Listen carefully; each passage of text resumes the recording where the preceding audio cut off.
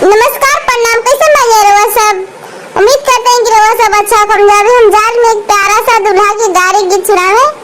जब दुल्हा गला में आने उनका के कौन गीत सुनावे उसे हम सुनावे जा रहे हैं।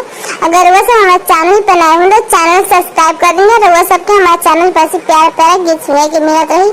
अगर रउआ सब कमेंट में बताएंगे कि हमारे गीत रउआ सब के कैसा लगा।